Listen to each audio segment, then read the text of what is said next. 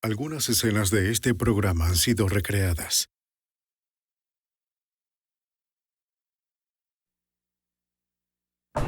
¡Arriba las manos! ¡Ahora! ¡Ustedes, muévanse! ¡Vamos, vamos! ¡Vamos! ¡Muévanse! En julio de 1997, un asesinato triple horrorizó a los residentes de la capital de los Estados Unidos. Los investigadores no encontraron sospechosos inmediatos ni un motivo claro para el ataque. La Policía Metropolitana acudió al FBI en busca de ayuda. Esperaban que la experiencia técnica de este organismo pudiera traer justicia a las víctimas de este triple homicidio. La evidencia se acumula, no hay sospechosos evidentes. Asesino en serie fugitivo. Ted Kaczynski es arrestado.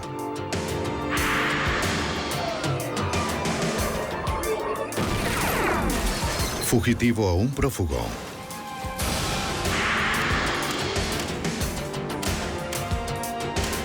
Los archivos del FBI.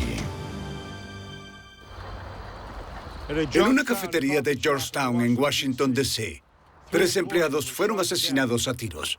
La evidencia en la escena del crimen apuntaba en varias direcciones.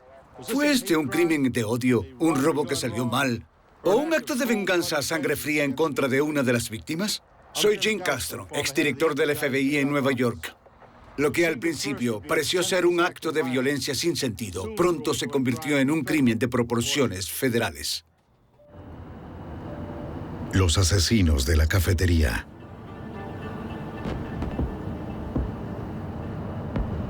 En 1997, Washington, D.C. y sus monumentos recibieron a miles de personas durante el fin de semana del 4 de julio.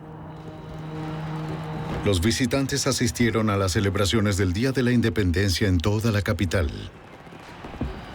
La mañana del 7 de julio, las festividades ya habían terminado.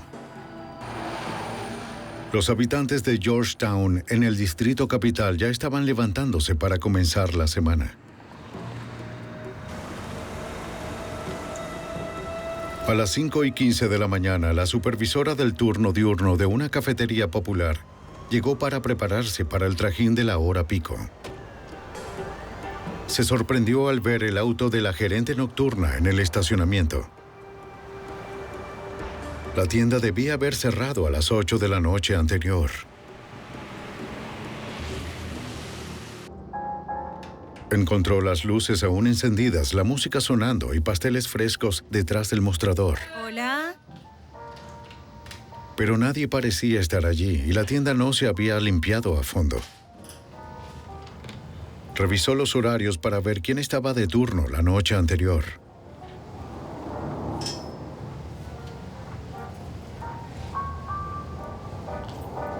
Katie. Katie. Se dirigió a la trastienda en busca de sus colegas y de algunas explicaciones. ¿Katie? Allí encontró los cuerpos masacrados del equipo nocturno. ¡Oh, Dios mío! ¡Oh, Dios mío! Salió deprisa de la tienda y le hizo señas al primer vehículo que vio, un autobús público. ¡Deténgase! ¡Ayúdeme, por favor! El conductor llamó a la policía. Sí. Al amanecer, la Policía Metropolitana ya había cercado la tienda y comenzó a procesar la escena. La huella de una pisada que encontraron en la puerta de entrada no coincidía con las suelas de ninguna de las víctimas o las de la gerente del día. Le mostraré la parte de atrás. De acuerdo. 3 empleados habían sido asesinados de múltiples disparos. La gerente de la noche, Katie Mahoney, de 24 años, Aaron David Godrich, de 18 años, y Emory Allen Evans, de 25. Al parecer, las víctimas fueron atacadas en medio de su rutina de limpieza, poco después de cerrar a las 8 de la noche. Katie Mahoney, quien recibió la mayoría de los disparos, al parecer aún sostenía sus llaves cuando fue abatida. Para el detective de la Policía Metropolitana, James Trainor, este hecho tan violento parecía un acto de venganza personal. Cuando me enteré de cómo estaban colocados los cuerpos y el número de disparos que le habían infligido a Katie, Una de las teorías iniciales fue que se trataba de un asunto doméstico que habría discutido con algún novio o un exnovio. Los otros dos estaban en la trastienda para darles algo de privacidad, que ella se habría dirigido hacia allá, seguida por el novio, y entonces él explotó. Le disparó varias veces y después disparó a los otros cuando acudían en su ayuda. En el piso se encontraron 6 casquillos percutados y 4 balas de una .380 semiautomática. En el techo, sobre la caja fuerte, descubrieron una de 3 balas de un revólver calibre .38. Múltiples disparos de 2 armas diferentes sugerían al menos 2 pistoleros. El detective Trainen entonces pensó que podía tratarse de un robo que terminó muy mal. Cuando descubrimos que había 2 armas y un disparo al techo por sobre la caja fuerte, que es un disparo típico de advertencia, fue cuando empezamos a verlo como un robo comercial. ¿Pero era eso del todo concluyente para considerarlo un robo? No en lo absoluto. Si fue un intento de robo, los hombres armados quizás entraron en pánico, pues se fueron con las manos vacías. Las gavetas del efectivo estaban intactas y no había señales de que la caja fuerte hubiera sido forzada. También por esta área. Un recibo mostraba que uno de los empleados había comprado medio kilo de café a las 8:40 de la noche, lo que indicaba que quizás estaban vivos 40 minutos después de que la tienda cerró. Los detectives hablaron con un testigo que pasó por la tienda cerca de las 9:15 de la noche anterior. Adentro vio a 2 empleados limpiando, pero la puerta tenía el cerrojo, así que se fue pensando que ya habían cerrado. Otros testigos fueron clientes que les dijeron a los detectives que habían visitado la tienda momentos después, cerca de las 9:30. Entonces, a las 9:30 de hecho, teníamos 2 grupos de personas que de forma independiente caminaron hacia la puerta principal. La puerta estaba abierta, ellos entraron y miraron a su alrededor. Pudieron ver que la tienda estaba en proceso de limpieza, pero no había nadie allí. Quizás creyeron que los empleados estaban en la parte de atrás y se fueron. Así que dedujimos, basados en esa información, que los asesinatos ocurrieron entre las 9:15 y las 9:30. Pero la gerente del turno diurno le dijo al detective que cuando ella llegó por la mañana, la puerta principal estaba cerrada. La puerta trasera también había sido cerrada. No había manera de cerrarlas así sin una llave. Si había sido planeado desde adentro, ella tenía una buena idea de quién podría ser. Una de las cosas que nos comentó fue sobre un ex empleado que había sido despedido solo unas semanas antes. Él consumía drogas. Al haber sido gerente de turnos, tenía acceso a la caja fuerte, a las alarmas. Una noche después del cierre, Katie notó una discrepancia en las gavetas de efectivo en su turno. ¿Qué sucede? Es que hice... Ella rastreó la falta de dinero hasta un empleado y lo despidió. Si tú lo dices. Lo digo. ¡Estúpida! La compañía no presentó cargos contra el hombre y él accedió a devolver más adelante lo que tomó.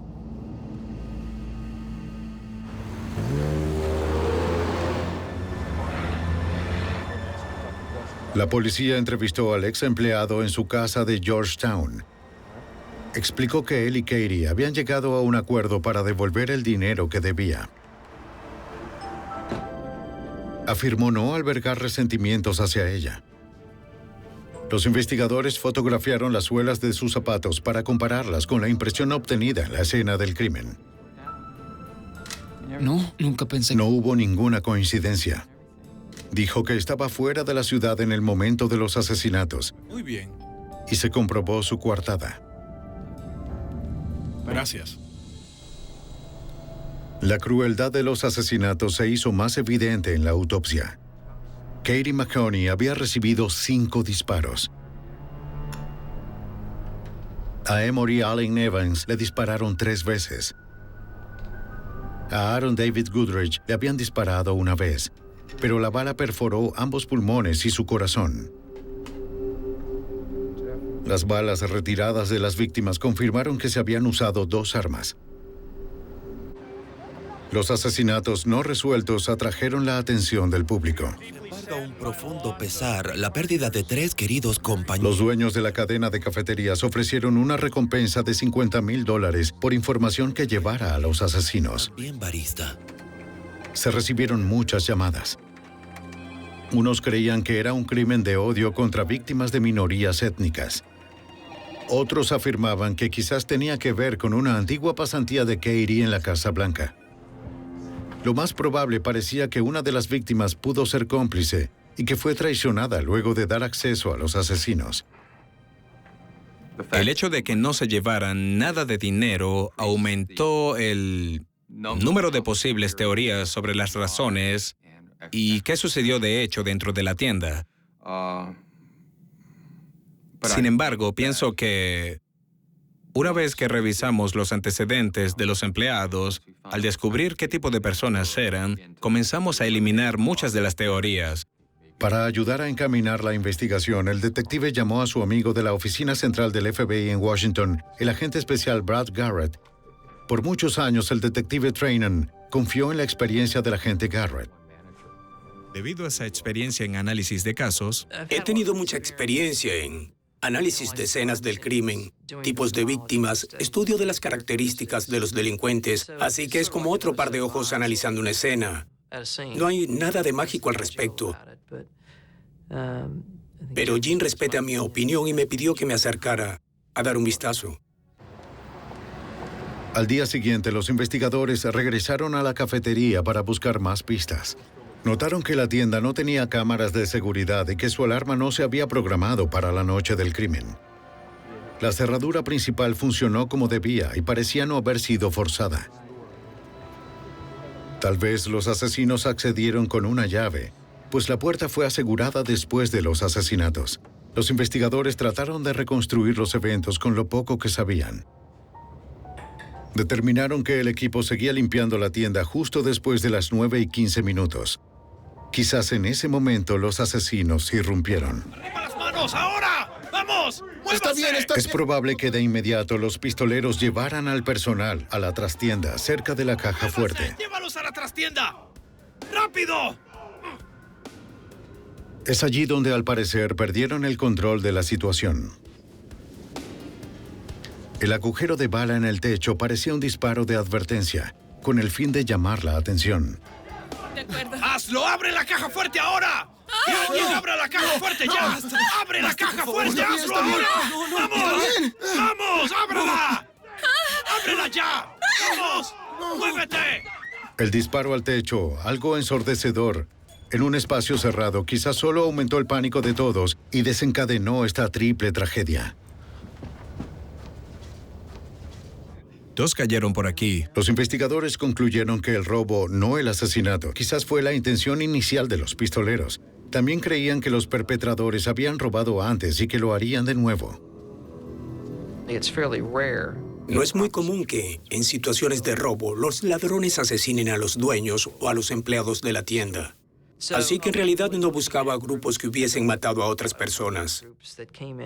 Buscaba grupos que entran armas en mano, que estuvieran listos para ser violentos si necesitaban serlo. Entonces, repito, es frecuente que los ladrones en los robos saquen las armas. Claro está, pero es común que las personas que roban un local comercial como esta cafetería, por lo general, buscan situaciones similares a todo esto. Pero el escenario ofreció pocas pistas sobre las identidades de los asesinos. Los investigadores confiaban en que en la tienda aún hubiera alguna respuesta que se pasó por alto. Detrás del mostrador, un detective encontró la lista de cosas por hacer de Katie Mahoney. Casi las había completado la noche en que la asesinaron. Algo que aún no había hecho era disculparse con un empleado. Los detectives descubrieron que Katie había reprendido a ese empleado por su apariencia muy poco profesional unos días antes de que la asesinaran. Quisiéramos que nos respondiera. El hombre dijo que no guardaba resentimientos hacia Katie. Estaba jugando billar con mi amigo. ¿Cuál es el nombre de tu amigo? Steve, es todo. Explicó que ella era muy sensible y que tal vez estaba afectada por haber sido muy dura con él, pero que él no lo sintió así. De acuerdo. Bien. Los investigadores confirmaron que estaba con amigos cuando ocurrieron los asesinatos. Tenemos que verificar esto. Era Por otro supuesto. callejón sin salida. Revisa su casa. El detective Trainham revisó los procedimientos y las políticas de la tienda y descubrió que alguien más había estado en la tienda a las 2 de la madrugada. Descubrimos que el pastelero vino con su entrega habitual. Cuando llegó esa madrugada, asumió que la puerta estaba cerrada con llave, usó su llave, dejó su encargo, cerró la puerta y pasó la llave. Y es por eso que al llegar la gerente del turno encontró todas las puertas cerradas. La entrega de la pastelería explicaba por qué la puerta principal estaba cerrada con llave, pero no reveló cómo los asesinos lograron entrar. 3 días después del triple homicidio, los investigadores aún no tenían pistas sobre las identidades de los asesinos. Los asesinos seguían libres. El 7 de julio de 1997, 3 empleados fueron asesinados a tiros en una cafetería de Georgetown. Una recompensa ofrecida por la sede corporativa y los negocios locales para obtener información aumentó a $100,000, la mayor ofrecida en la historia de la capital. La recompensa, muy publicitada, produjo numerosas informaciones falsas. Para el agente especial Brad Garrett, investigar rumores es parte del trabajo. Lo que debe hacerse en todos estos casos es prestar atención a varias cosas al mismo tiempo. No puedes hacer una sola cosa.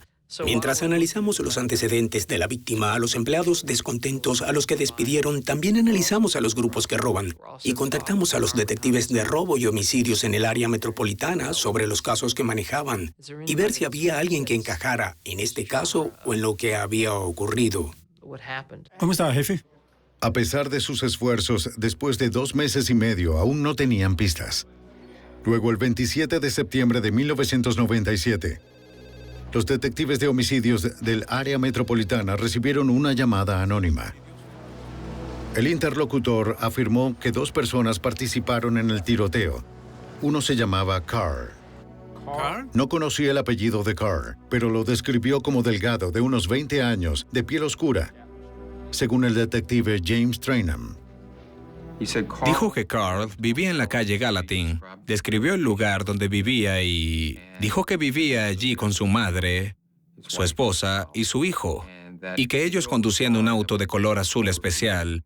Y me dijo, si alguien le está diciendo alguna otra cosa, están ¿Puede darme equivocados. su nombre, señor? El hombre prometió volver a llamar cuando supiera más. Detective Trainham, acabo de recibir muy buena Los información. investigadores verificaron el Registro Nacional de Vehículos y reunieron una lista de todos los autos en la calle Gallatin en Washington, D.C. En el bloque 1200 encontraron uno registrado a nombre de alguien llamado Carl Cooper. El color registrado del auto era azul. Una verificación de antecedentes penales reveló que Carl Cooper, de 28 años, tenía un historial de robo a mano armada a locales y presunto asesinato. Carl Cooper y su cómplice robaron 2 tiendas de víveres a punta de pistola en el condado de Prince George, Maryland, en enero de 1989. Cuando más tarde encontraron al cómplice de Cooper muerto a tiros, Cooper fue el principal sospechoso, pero la policía nunca encontró pruebas suficientes para demostrar que mató a su colega.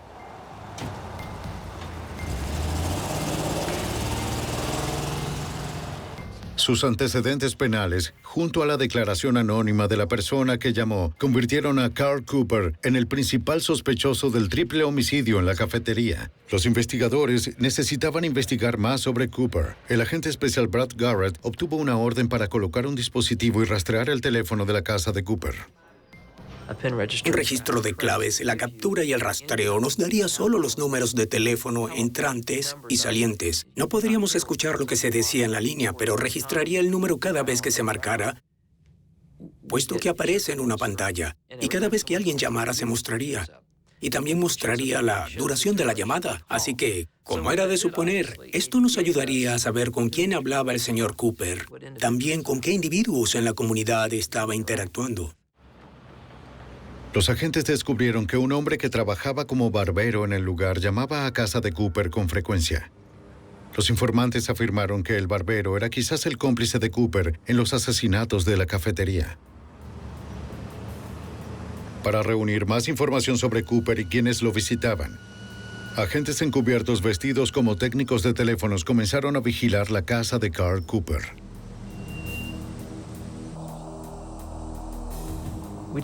Colocamos una cámara muy discreta en un poste fuera de su casa que haría registros de la puerta principal las 24 horas del día para ver quién entraba y salía, a qué hora regresaba, cuál era su rutina, qué autos conducía, quién iba a visitarlo.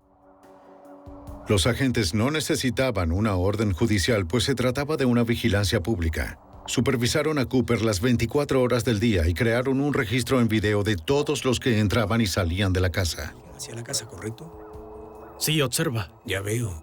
Puedo acercar la imagen si es necesario y así podemos... Identificaron a su hijo y a su esposa. La vigilancia no se limitó a su casa.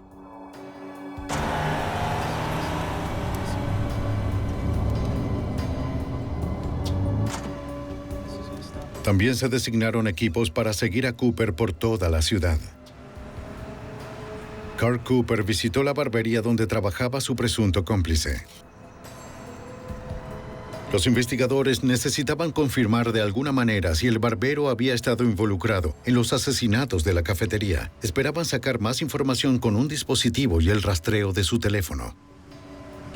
En ese momento solo tratábamos de averiguar quién era ese sujeto de la barbería y cuál era su relación con Carl, y si había cometido robos con Carl. Así que revisamos sus antecedentes y si había participado en robos a mano armada. Y basados en lo que las fuentes indicaron, dedujimos que ambos, junto con otros individuos, habían cometido robos a mano armada. Los agentes encontraron una conexión sólida usando el dispositivo y el rastreo del teléfono del barbero. Reconocieron el nombre de una mujer que llamaba al barbero con frecuencia. Ella era la antigua novia del compañero de robo asesinado presuntamente por Cooper varios años antes. Tome asiento. Gracias. Dijo que Cooper, el barbero y su novio en ese momento eran amigos antes de que mataran a su novio. ¿Qué tipo de persona era? Ahora ella solo mantenía contacto con el barbero, pues creía que Cooper era el responsable de la muerte de su novio. También conoció a la esposa de Cooper y describió cómo ella lo ayudaba con sus crímenes. ¿Te parece bien? La esposa de Carl Cooper compró armas ilegales para él. Se maneja... Una fue una pistola de 9 milímetros. Aquí tienes. Su esposa usó una licencia de conducir con su apellido de soltera y una antigua dirección, por lo que esa arma no pudo rastrearse hasta su esposo Carl. Son $200. Los cómplices de Carl usaron a sus novias de la misma forma. Su esposa, Melissa... La novia fue muy colaboradora. Aún estaba interesada en cerrar el caso y nos dio aún más antecedentes sobre Carl Cooper y sus colegas. Nos contó acerca de una tercera persona que trabajó con ellos durante el verano de 1997 cometiendo robos. Los investigadores colocaron al presunto tercer hombre de Carl Cooper bajo vigilancia.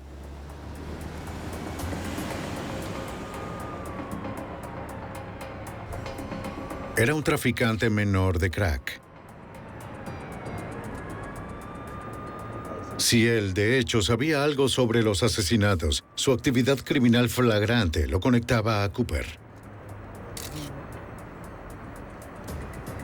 Las autoridades planearon arrestar al traficante luego que hizo una serie de compras encubiertas de drogas y obligarlo a que confesara como sospechoso de asesinato. Pero llevaría semanas, quizás meses, ganar su confianza y que comprara suficiente crack para acusarlo de tráfico de drogas. Si lo arrestaban antes de eso, los cargos no tendrían suficiente solidez como para lograr que cooperara. Hasta entonces, los investigadores no tenían pruebas para arrestar a Carl Cooper por el triple homicidio en la cafetería. Y a medida que pasaba el tiempo, sería más difícil llegar a Cooper, ya que él mismo se había distanciado de muchas personas. A finales de julio de 1998, más de un año había pasado desde que 3 empleados de una cafetería de Georgetown habían sido asesinados a tiros.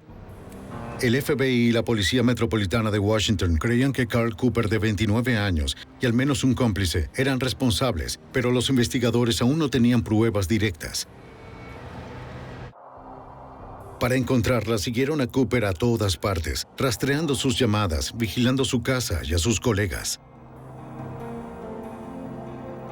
Ese es su hijo. A pesar de su persistencia, Cooper permaneció fuera de alcance. Pero los investigadores se enteraron de que Cooper sabía que era sospechoso, según el agente especial del FBI, Brad Garrett. A medida que se avanza más y más en estos casos y se contacta más y más personas, en especial en la calle, el rumor va a llegarle a quienes se esté buscando si ellos están en la calle. Y eso ocurrió. Es decir, él supo en poco tiempo que la policía y el FBI estaban tras él. El FBI y la Policía Metropolitana de Washington no eran las únicas agencias que investigaban a Cooper. En el condado cercano de Prince George, en Maryland, el sargento Joseph McCann estaba investigando a Cooper por el intento de asesinato de un oficial de policía. Joe McCann. El sargento estaba trabajando con una informante que también quería decirle al FBI lo que sabía sobre Cooper. La informante y el señor Cooper habían cometido varios robos a mano armada juntos, razón por la cual la informante estaba en prisión por ese delito en aquel momento, así que ella lo conocía muy bien. Ese lugar, yo era quien conduciría para escapar. Había otro... Los investigadores la entrevistaron en una prisión en Pensilvania. Aunque no tenía conocimiento directo de los asesinatos de la cafetería, sabía de primera mano cómo operaba Cooper. La mujer contó sobre un robo a una pizzería que habían cometido en septiembre de 1996. Cooper fue el cabecilla. ¿Listos? Vamos. Ella era la conductora del auto de escape robado. El amigo de Cooper, el barbero, y el novio de la mujer en ese momento también participaron. Ella dijo que esa noche Cooper llevó 2 armas al restaurante, tal como solía hacerlo.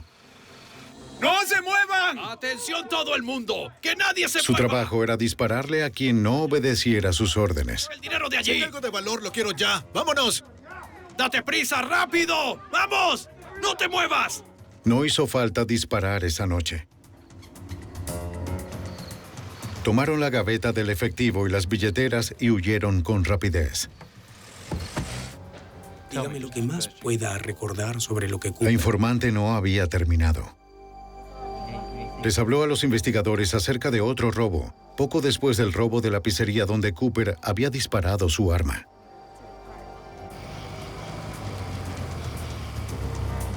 Esa noche, Cooper llevó un arma 9 milímetros y un revólver 38 robado. El barbero conducía el auto de escape. Su plan era robar a las parejas estacionadas en Avondale Park, en Hyattsville, Maryland.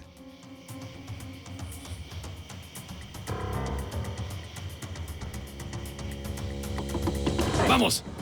¡Dame tu dinero! Cooper no sabía que el hombre al que atacaba era un oficial fuera de servicio de Maryland.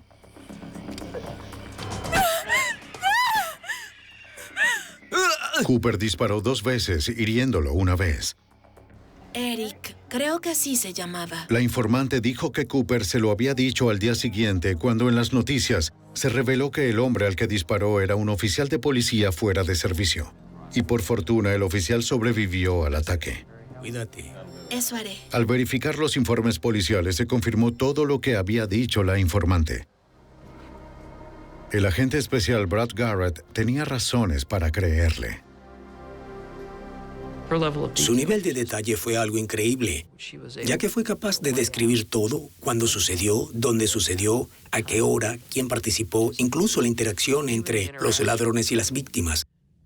Dato que ya conocíamos, pues las víctimas nos los habían contado después de los robos, así que ella fue en verdad una pieza muy valiosa en todo este caso. La información demostró que Cooper no solo era un criminal violento, sino que era el cabecilla de una banda de asaltantes. La informante había proporcionado hechos con los cuales el FBI podría armar un caso. Ella nos dio la primera pieza importante de información que, según mi opinión y la del fiscal, de verdad comenzó a cuadrar dentro de un caso delictivo o por crimen organizado en el que se tiene un grupo llevando a cabo actos violentos interestatales, robando locales comerciales.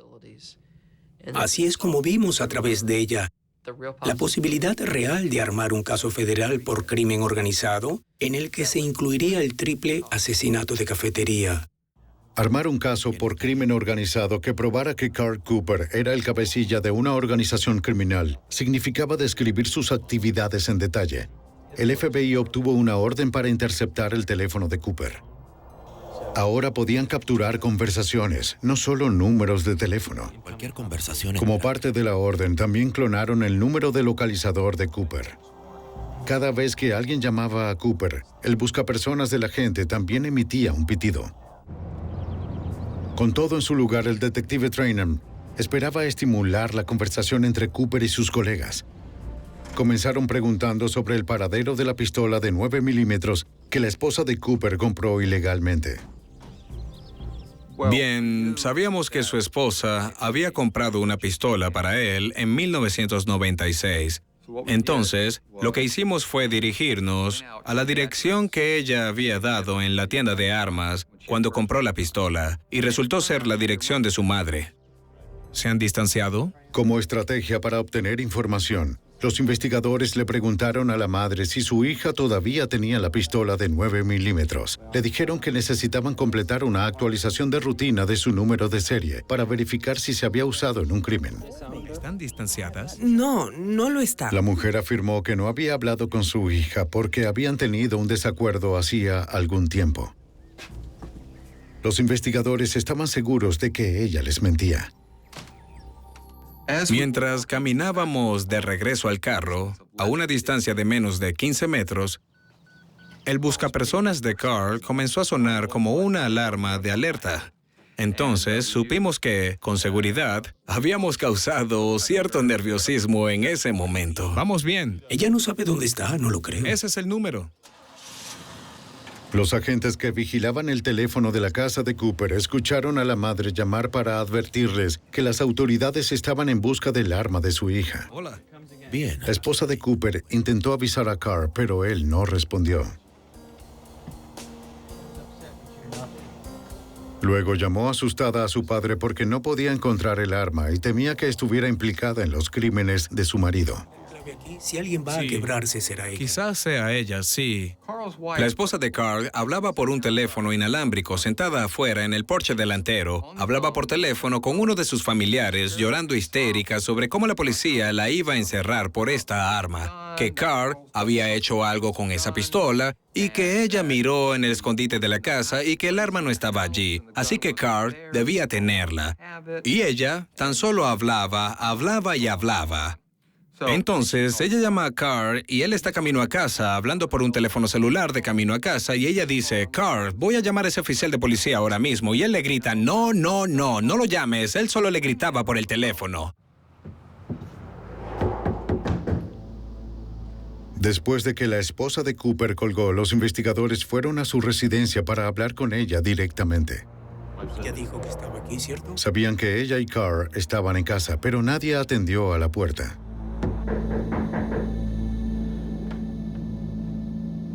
Ve a ver.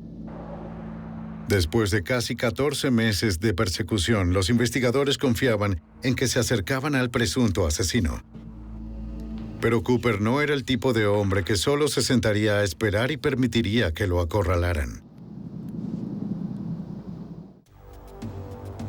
En septiembre de 1998, la Policía Metropolitana de Washington, D.C. y el FBI continuaron persiguiendo a Carl Cooper, el presunto cabecilla de una banda armada, buscado por el triple homicidio de empleados de una cafetería de Georgetown. La vigilancia de la casa, el teléfono, la familia y los amigos de Cooper empezaron a brindar frutos a los investigadores. El detective James Trainum escuchó una conversación incriminatoria entre la esposa de Cooper y la novia de uno de los supuestos cómplices de Cooper. Ella trataba de imaginarse por qué la policía estaba buscando a Carl. Y comienza lo que llamamos un juego de adivinanzas. Entonces pregunta, ¿fue por los disparos en el parque? Y Missy dice, no. ¿Fue por el robo de la pizzería? Y responde, no. Y luego ella dice, ¿pero por qué es? Y Missy dice algo así como, ¿sabes? Ese asunto del que te hablé, eso en Georgetown. Entonces la otra mujer dice, ¿te refieres a la cafetería? Y ella dice, sí. En ese momento supimos que su esposa y esta otra mujer conocían muy bien todos los crímenes que Carl había cometido. Son $200. Usando su apellido de soltera y la dirección de su madre, los investigadores ya sabían que la esposa de Cooper había comprado un arma de 9 milímetros de forma ilegal para su esposo. Ahora aumentaría la presión sobre la esposa de Carr para revelar el paradero de la pistola. Entonces veremos cuál será su reacción. Los investigadores se presentaron sin previo aviso en el lugar de trabajo de la esposa de Cooper para preguntarle de nuevo dónde estaba el arma de 9 milímetros. Según el detective James Trainham, la sorprendieron con la guardia baja, lo que era su intención. Estamos aquí para que hablemos sobre el arma. Cuando ella nos vio, fue como si se golpeara con una pared de ladrillos. Es decir, perdió la expresión de su rostro y comenzó a temblar. Se puso muy nerviosa y nosotros estábamos muy tranquilos. Señora Cooper, no sabemos por qué está tan molesta. Esto es solo una investigación de rutina. Un poco nerviosa. La esposa de Cooper les dijo que aún tenía la pistola de 9 milímetros, pero que estaba guardada en Maryland. No. Ella accedió a entregársela más tarde esa noche en la casa de su abuelo.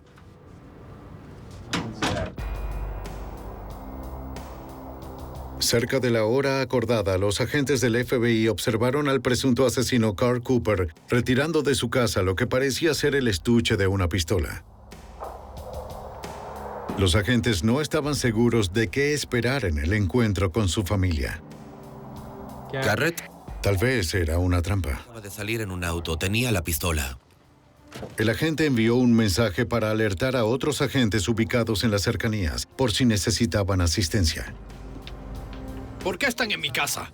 Cuando se acercaban a la casa del abuelo de la esposa de Cooper en Maryland, Cooper los enfrentó. Solo estamos aquí por procedimiento de rutina. Está bien, pasen. Acusó a los agentes de acosar a su esposa, pero no les impidió entrar.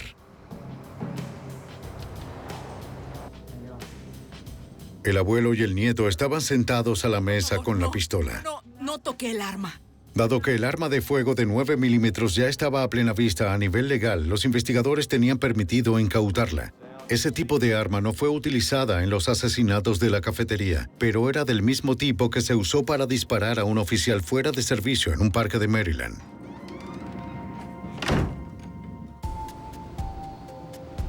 Los agentes enviaron el arma al laboratorio de balística para probar las balas, que se compararon con las extraídas del oficial herido.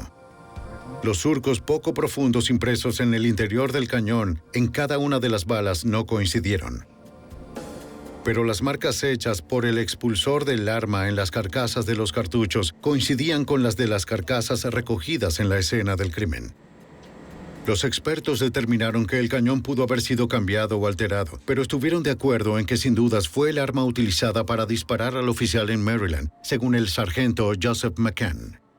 Una vez que recibimos ese informe balístico y confirmamos que esta arma, que estaba registrada por la esposa de Carl Cooper, se usó para disparar a un oficial de policía fuera de servicio en el condado de Prince George. En ese momento entramos en un ámbito completamente diferente en la investigación. Todo se intensificó mucho más a partir de allí. Aun cuando los investigadores tenían pruebas contra Cooper por ese crimen, tenían pocas para acusarlo por el triple homicidio en Georgetown o por crimen organizado federal. Para llegar a Cooper, el agente especial Brad Garrett y su equipo recurrieron a uno de los supuestos cómplices de Cooper, un traficante de crack que había estado bajo vigilancia durante meses. Arreglamos numerosas compras de crack a este sujeto hasta que al final llegamos a una cantidad que lo llevó a enfrentar una sentencia mínima obligatoria en un tribunal federal. Y luego lo arrestamos. La clave era conseguir que nos ayudara. Se equivocaron de hombre. Los investigadores lo presionaron para que les informara sobre Cooper a cambio de una reducción en sus cargos por tráfico. 1, 2, 3. Bien. Para evitar años en prisión, el traficante accedió a usar un micrófono. Él no resultó tan cercano a Cooper como los agentes habían esperado, pero el traficante sí era cercano a otro de los supuestos cómplices de Cooper, su amigo de la barbería. Bien. Llamó al barbero para concertar una reunión.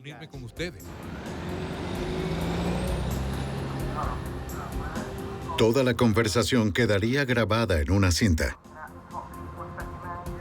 El informante le dijo al barbero que la policía lo había detenido en la calle para hacerle preguntas sobre su participación con Carl Cooper en el triple homicidio. El barbero ya estaba al tanto de la investigación y le aseguró que él no tenía nada que ver con eso. El sujeto de la barbería le susurró algo al narcotraficante. Mira, sé que Carl lo hizo. Me llamó la noche anterior y quería que lo acompañara, pero nunca me devolvió la llamada. Dije que lo haría, pero él nunca me devolvió la llamada. Y luego en la mañana siguiente, ¡bam!, estaban muertos. Aparte de la llamada anónima que los puso en camino poco después del crimen, esta fue la primera conexión verdadera del FBI entre Cooper y su pandilla y los homicidios de la cafetería. Ahora era el turno para abordar al barbero. Los agentes esperaban que él fuera la clave para sacar a un triple asesino de las calles. Un año y medio después de un robo fallido y el triple homicidio en una cafetería de Georgetown, el FBI y la Policía Metropolitana de Washington cerraban el cerco a una pandilla de presuntos ladrones y asesinos. Un barbero que se cree es uno de ellos le dijo a un informante del FBI que había aceptado robar la cafetería con el cabecilla Carl Cooper.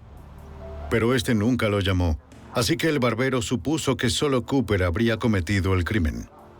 El agente especial del FBI, Brad Garrett, decidió que era hora de interrogar directamente al barbero y descubrir cuánto sabía acerca de Cooper. Así que en este punto pensamos bien.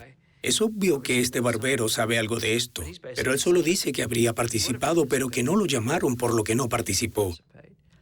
Así que no estábamos seguros en ese momento, es decir, ¿Cooper lo hizo solo?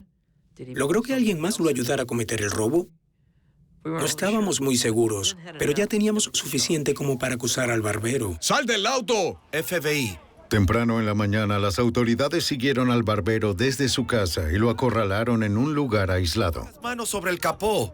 ¡Pon las manos sobre el capó! Los agentes querían estar seguros de que nadie, en especial Cooper, supiera que su supuesto cómplice estaba siendo arrestado. Es mejor que coopere y no ponga resistencia. Ahora vamos a llevarlo a nuestra oficina. Yo no hice nada. El barbero fue arrestado sin incidentes y trasladado a la oficina del FBI para ser interrogado. Siéntate. El hombre de nuevo negó cualquier participación en los homicidios de la cafetería. Pero sí les dijo a los agentes lo que Carl Cooper le había dicho la noche anterior al crimen. Nos dijo que Carl había acudido a él y le dijo, ¿sabes algo? He estado vigilando esta cafetería. No tiene cámaras de vigilancia. Recogen mucho dinero y yo quiero asaltarlo. Y él le dijo, está bien, voy contigo. ¿Qué quiere que le diga? El barbero sostuvo que Cooper nunca le devolvió la llamada. Y por lo que él sabía, el cabecilla no tenía otros cómplices en ese trabajo. Incluso si el barbero no hubiera participado en los asesinatos de la cafetería, las autoridades ya tenían suficiente para acusarlo de conspiración para cometer robo a mano armada. Esperando indulgencia, les contó lo que sabía sobre Cooper. Yo me subí. El 1 de mayo de 1993, él y Cooper perpetraron juntos su primer crimen. Tiene un arma. El barbero no tenía un arma, pero Cooper dijo que le conseguiría una. Vieron a un guardia de seguridad armado en un edificio de apartamentos de la capital. Cooper lo atacó. Oye. Cuando el guardia trató de sacar su arma, Cooper le disparó y luego tomó el arma del hombre muerto. Ya la tengo. Carl sale a prisa, llega hasta donde él está y se van. Así que es un asesinato que ni siquiera sabíamos que Cooper había cometido. Fue otro caso que se incluyó en nuestra acusación por crimen organizado. Fuimos hasta la pizzería. El barbero entendió que detener a Cooper era el objetivo final del FBI. No sé, amigo. No lo sé. Aceptó usar un micrófono y reunirse con Cooper. Los agentes siguieron al barbero por caminos menos poblados después de que recogió a Cooper en su auto. Tal vez estés paranoico por lo que hiciste. En el curso de la conversación grabada, Cooper expresó su ira porque las autoridades lo estaban vigilando. Eso, Nick. Suena como si quisiera matar a un policía. Él juró matar al agente Garrett y al detective Trainham. Admitió que en un momento dado había visto a Brad Garrett en la calle y que lo había seguido durante un tiempo, y que se reía porque Brad no sabía que lo estaba siguiendo, y eso fue un poco desconcertante, así que de inmediato decidimos que deberíamos arrestar a Carl cuanto antes. Las autoridades no tomaron ningún riesgo. Unos días después, decidieron arrestarlo por dispararle al oficial en Maryland. Esperaban que una orden para registrar su casa proporcionara la evidencia física necesaria para relacionarlo directamente con los asesinatos de la cafetería. Dentro de la casa de Cooper, los oficiales encontraron máscaras para esquiar, uniformes policiales y una variedad de municiones. Pero nada de eso pudo probar que Carl Cooper había asesinado a los 3 empleados de la cafetería. Sabemos que estás involucrado. La última esperanza del FBI era presionarlo. Quiero ver a mi abogado. Cooper sabía que todo lo que tenían era evidencia de conspiración y rumores de fuentes secundarias. ¿Sabes quién va a estar presionado y a quién le estás A pesar de 2 horas de interrogatorio, Cooper se mantuvo firme en su negativa. El tiempo se había agotado en la investigación. Gracias.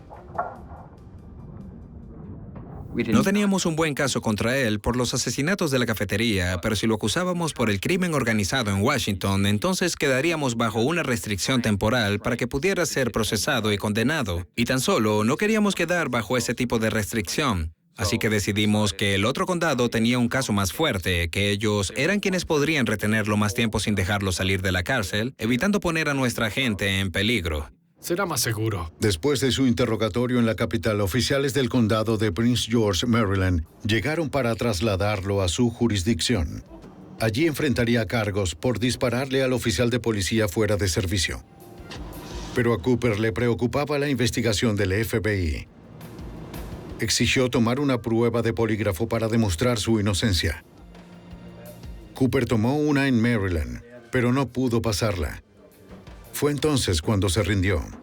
Es tan simple como es. A cada uno le... Creo que Carl pensó que lo habíamos capturado por los asesinatos de la cafetería, que iba a ser acusado por eso y que iba a pagar por ellos. Así que él quiso darle la vuelta a todo, con el fin de ponerse bajo la mejor perspectiva posible. Por supuesto, siendo él la única persona a quien podría culparse por la muerte de esas víctimas. Eso es lo que trató de hacer. Cooper, de hecho, hizo 3 confesiones separadas, asumiendo más su culpa cada vez. En su confesión final, se atribuyó la responsabilidad total por los asesinatos de la cafetería. Ella trabajaba allí. Dijo que planeó y llevó a cabo el robo después de pasar un tiempo vigilando la tienda. Llamó a su cómplice, el barbero, pero luego decidió que podía manejar todo por su cuenta. No quería perder esa oportunidad después de que la tienda cerrara y antes de que los empleados se fueran a casa. Admitió ante el sargento Joseph McCann que llevó 2 armas al sitio como siempre lo hacía. El enfoque de Carl Cooper al cometer los robos era del tipo empresarial. Lo consideraba un negocio. No era algo personal. Si todo se hacía tal como él pedía, por lo general, no habría ningún problema. Pero esa noche, 3 de las víctimas de Cooper no lo hicieron. Cerca de las 9:20, Katie Mahoney, Emory Evans y Aaron Goodrich se encontraban en su rutina de limpieza. Por alguna razón nadie sabrá nunca por qué, cuando Cooper llegó a la tienda, la puerta estaba sin cerrojo. ¡Vamos, vamos, vamos! Les ordenó cállate. a todos que entraran a la oficina de atrás, donde se guardaba la caja fuerte. ¡Vamos, a la trastienda! Entonces, Según Cooper, la gerente intentó escapar cuando disparó su tiro de advertencia al techo. Cooper comenzó a perder el control de la situación y de su temperamento. ¡Hagan lo que les digo! ¡Vamos! Le disparó a ella primero, ¡Cállate! ¡Oh, Dios! luego a los demás. ¡Oh, no! Cooper le disparó a Katie 4 veces más y se fue sin nada. Creo que las personas se sorprendieron mucho de que solo una persona haya cometido este acto Porque pienso que está más allá de la comprensión de muchos y que una sola persona vaya donde haya 3 empleados y tratar de cometer un robo. Pues... sí, me frustré por... Él dijo que fue deprisa de regreso a casa, lavó su ropa y se deshizo de las armas. Nunca lograron recuperarlas.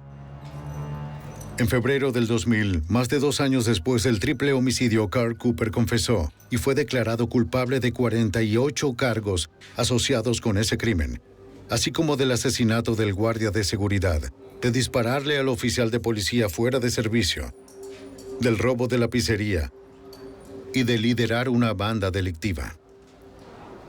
Al declararse culpable, Cooper evitó la pena de muerte. Ahora se encuentra cumpliendo condena de cadena perpetua sin posibilidad de libertad condicional ni de apelación.